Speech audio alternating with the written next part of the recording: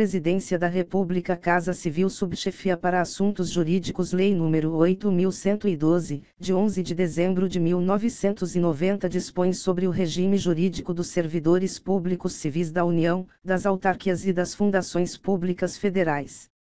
Título V do Processo Administrativo Disciplinar, Capítulo e Disposições Gerais, art. 143. A autoridade que tiver ciência de irregularidade no serviço público é obrigada a promover a sua apuração imediata, mediante sindicância ou processo administrativo disciplinar, assegurada ao acusado ampla defesa. Primeiro, revogado. Segundo, revogado. Terceiro, a apuração de que trata o caput, por solicitação da autoridade a que se refere, poderá ser promovida por autoridade de órgão ou entidade diverso daquele em que tenha ocorrido a irregularidade, mediante competência específica para tal finalidade, delegada em caráter permanente ou temporário pelo Presidente da República, pelos presidentes das Casas do Poder Legislativo e dos Tribunais Federais e pelo Procurador-Geral da República, no âmbito do respectivo poder, órgão ou entidade, preservadas as competências para o julgamento que se seguir à apuração. Art. 144. As denúncias sobre irregularidades serão objeto de apuração, desde que contenham a identificação e o endereço do denunciante e sejam formuladas por escrito, confirmada a autenticidade. Parágrafo único. Quando o fato narrado não configurar evidente infração disciplinar ou ilícito penal, a denúncia será arquivada, por falta de objeto. Art. 145. Da sindicância poderá resultar, arquivamento do processo; segunda, aplicação de penalidade de advertência ou suspensão de até 30 dias; terceira, instauração de processo disciplinar. Parágrafo único.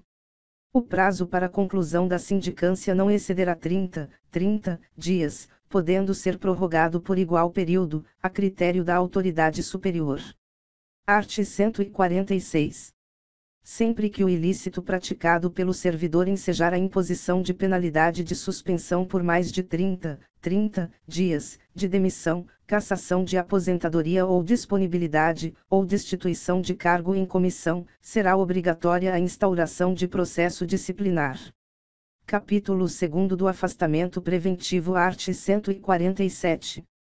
Como medida cautelar e a fim de que o servidor não venha a influir na apuração da irregularidade, a autoridade instauradora do processo disciplinar poderá determinar o seu afastamento do exercício do cargo, pelo prazo de até 60 dias, sem prejuízo da remuneração. Parágrafo único. O afastamento poderá ser prorrogado por igual prazo, findo o qual cessarão os seus efeitos, ainda que não concluído o processo. Capítulo 3 do Processo Disciplinar, art. 148. O processo disciplinar é o instrumento destinado a apurar responsabilidade de servidor por infração praticada no exercício de suas atribuições, ou que tenha relação com as atribuições do cargo em que se encontre investido. Art. 149. O processo disciplinar será conduzido por comissão composta de 3 servidores estáveis designados pela autoridade competente, observado o disposto no 3º do art. 143, que indicará, dentre eles, o seu presidente, que deverá ser ocupante de cargo efetivo superior ou de mesmo nível, ou ter nível de escolaridade igual ou superior ao do indiciado. Primeiro, a comissão terá como secretário servidor designado pelo seu presidente, podendo a indicação recair em um de seus membros. Segundo, não poderá participar de comissão de sindicância ou de inquérito, cônjuge, companheiro ou parente do acusado, consanguíneo ou afim, em linha reta ou colateral, até o 3º grau. Art. 150. A comissão exercerá suas atividades com independência e imparcialidade, assegurado o sigilo necessário à elucidação do fato ou exigido pelo interesse da administração. Parágrafo único. As reuniões e as audiências das comissões terão caráter reservado. Art. 151. O processo disciplinar se desenvolve nas seguintes fases: instauração, com a publicação do ato que constituir a comissão; segunda, inquérito administrativo, que compreende instrução, defesa e relatório; terceira, julgamento. Art. 152.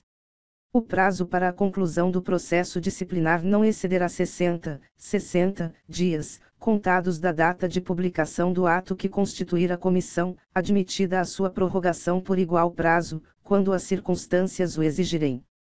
Primeiro, sempre que necessário, a comissão dedicará tempo integral aos seus trabalhos, ficando seus membros dispensados do ponto, até a entrega do relatório final.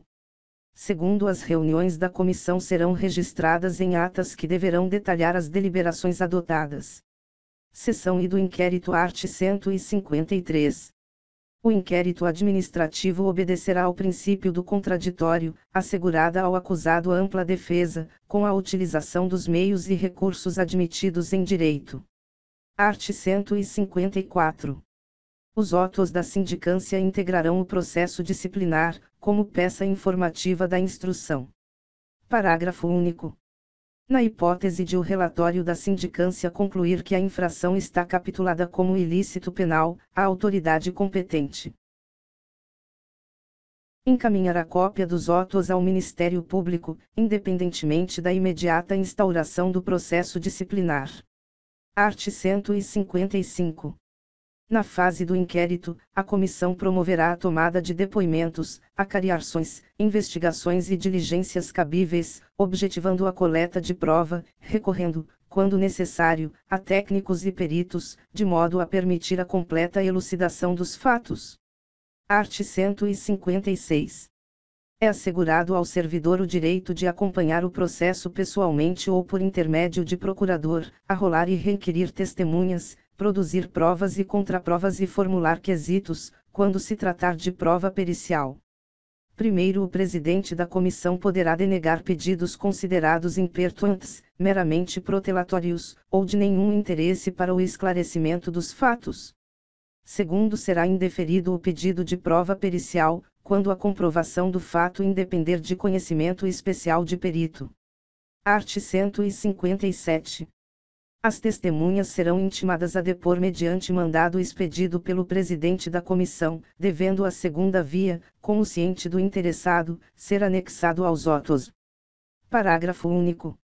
Se a testemunha for servidor público, a expedição do mandado será imediatamente comunicada ao chefe da repartição onde serve, com a indicação do dia e hora marcados para a inquirição.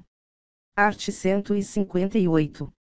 O depoimento será prestado oralmente e reduzido a termo, não sendo lícito a testemunha trazê-lo por escrito. Primeiro, as testemunhas serão inquiridas separadamente. Segundo, na hipótese de depoimentos contraditórios ou que se infirmem, proceder-se-á à acariação entre os depoentes. Art. 159. Concluída a inquirição das testemunhas, a comissão promoverá o interrogatório do acusado, observados os procedimentos previstos nos arts. 157 e 158. Primeiro, no caso de mais de um acusado, cada um deles será ouvido separadamente, e sempre que divergirem em suas declarações sobre fatos ou circunstâncias, será promovida a acariação entre eles.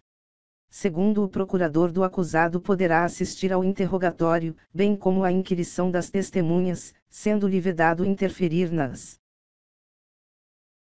perguntas e respostas, facultando-se-lhe, porém, reinquiri-las, por intermédio do presidente da comissão. Art. 160. Quando houver dúvida sobre a sanidade mental do acusado, a comissão proporá à autoridade competente que ele seja submetido a exame por junta médica oficial, da qual participe pelo menos um médico psiquiatra. Parágrafo único. O incidente de sanidade mental será processado em auto apartado e apenso ao processo principal, após a expedição do laudo pericial. Art. 161. Tipificada a infração disciplinar, será formulada a indiciação do servidor, com a especificação dos fatos a ele imputados e das respectivas provas. Primeiro, o indiciado será citado por mandado expedido pelo presidente da comissão para apresentar defesa escrita, no prazo de 10 dias, assegurando-se-lhe vista do processo na repartição. Segundo, havendo dois ou mais indiciados, o prazo será comum e de 20 dias. Terceiro, o prazo de defesa poderá ser prorrogado pelo dobro, para diligências reputadas indispensáveis. Quarto, no caso de recusa do indiciado em apor o ciente na cópia da citação, o prazo para a defesa contar-se-á da data declarada, em termo próprio, pelo membro da comissão que fez a citação, com a assinatura de duas testemunhas. Art. 162. O indiciado que mudar de residência fica obrigado a comunicar à comissão o lugar onde poderá ser encontrado. Art. 163. Achando-se o indiciado em lugar incerto e não sabido, será citado por edital, publicado no Diário Oficial da União e em jornal de grande circulação na localidade do último domicílio conhecido, para apresentar defesa. Parágrafo único. Na hipótese deste artigo, o prazo para a defesa será de 15 dias a partir da última publicação do edital. Art. 164. Considerar-se-á revel o indiciado que, regularmente citado, não apresentar defesa no prazo legal. Primeiro, a revelia será declarada, por termo, nos autos do processo e devolverá o prazo para a defesa.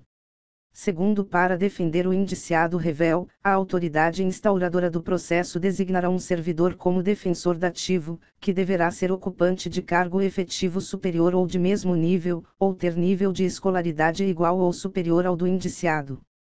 Art. 165. Apreciada a defesa, a comissão elaborará relatório minucioso, onde resumirá as peças principais dos autos e mencionará as provas em que se baseou para formar a sua convicção. Primeiro, o relatório será sempre conclusivo quanto à inocência ou à responsabilidade do servidor. Segundo, reconhecida a responsabilidade do servidor, a comissão indicará o dispositivo legal ou regulamentar transgredido, bem como as circunstâncias agravantes ou atenuantes. Art. 166.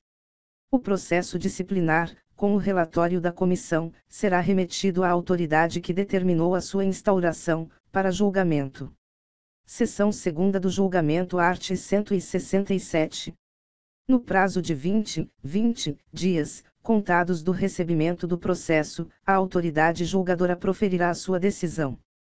Primeiro, se a penalidade a ser aplicada exceder a alçada da autoridade instauradora do processo, este será encaminhado à autoridade competente, que decidirá em igual prazo.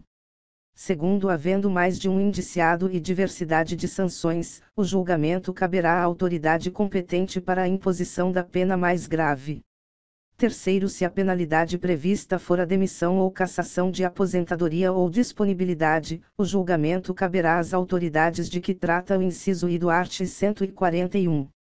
Quarto, reconhecida pela comissão a inocência do servidor, a autoridade instauradora do processo determinará o seu arquivamento, salvo se flagrantemente contrária à prova dos autos. Art. 168. O julgamento acatará o relatório da comissão, salvo quando contrário às provas dos autos. Parágrafo único. Quando o relatório da comissão contrariar as provas dos autos, a autoridade julgadora poderá, motivadamente, agravar a penalidade proposta, abrandá-la ou isentar o servidor de responsabilidade.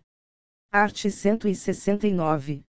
Verificada a ocorrência de vício insanável, a autoridade que determinou a instauração do processo ou outra de hierarquia superior declarará sua nulidade, total ou parcial, e ordenará, no mesmo ato, a constituição de outra comissão para a instauração de novo processo.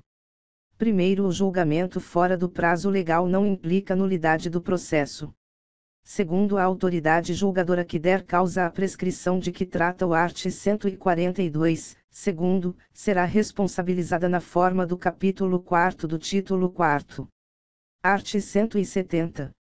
Extinta a punibilidade pela prescrição, a autoridade julgadora determinará o registro do fato nos assentamentos individuais do servidor.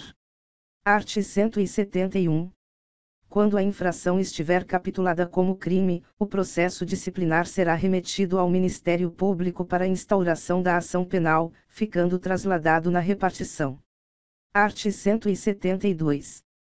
O servidor que responder a processo disciplinar só poderá ser exonerado a pedido, ou aposentado voluntariamente, após a conclusão do processo e o cumprimento da penalidade, acaso aplicada. Parágrafo único. Ocorrida a exoneração de que trata o parágrafo único, inciso I do art. 34, o ato será convertido em demissão, se for o caso. Art. 173.